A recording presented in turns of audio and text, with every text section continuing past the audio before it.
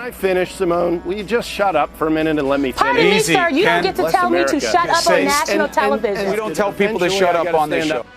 Welcome back to today's cable news craziness, where we take a look at some of the craziness that takes place on cable news. Today we're going to take a look at Keith Olbermann and his latest descent into madness. Roll it. Viral transmission accomplished. We all know this. We all fear this. So many of us refuse to say this aloud. Negligently or intentionally, the President of the United States is a mass murderer. The President of the United States is the leading cause of death in this country. The President of the United States has also destroyed this economy.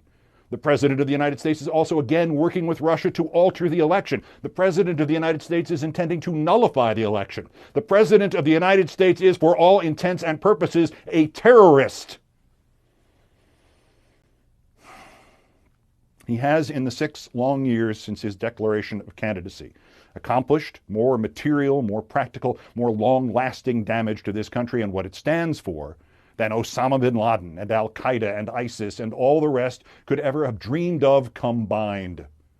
He has allowed the deadly invasion of this country in the form of a disease that could have been checked and contained and would have killed some of us, but not 211,000.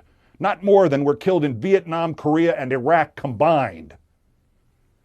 He has encouraged white nationalist terrorism, defended it, made up excuses for it, signaled to it, endorsed its vermin leaders, echoed its revolting tenets, gone out and risked the lives of Secret Service agents to wave to it, provided a definition of stochastic terrorism, of terrorism by inspiration and by proxy, of encouraging the terror but having others actually do it. So as you can see, things are going well for Keith Olbermann. He's referring to the president as a mass murderer, as a terrorist, all sorts of other crazy things. But this is just, the stock and trade for Keith Olbermann, who apparently left his job at ESPN in order to do this with less than a month before the election. And some of the stuff he's saying is just outwardly crazy. In fact, everything that he is saying is outwardly crazy.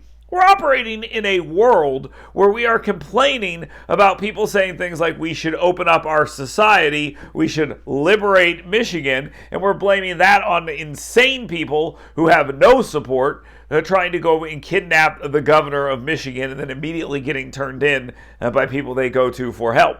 But this kind of stuff apparently is completely okay. Calling someone a traitor, that's apparently completely okay. We've seen plenty of that on cable news from the same people who will then turn around and tell us that we really need to watch our tone. Now watch. You will see nobody tell Keith Olbermann, hey man, you really need to tone this down. And it's not because they don't know he exists. It's because they agree with what he's doing. In fact, they wish they were the ones out there doing this kind of crazy stuff. But it's not.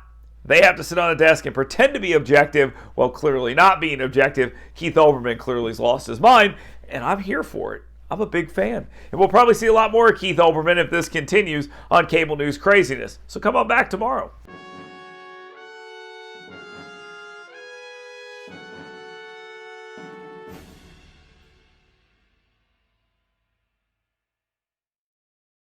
Hey folks, you know me, I'm a busy guy. I got a radio show, I got a TV show, I've got a wife that loves me and a kid that, well, kind of indifferent.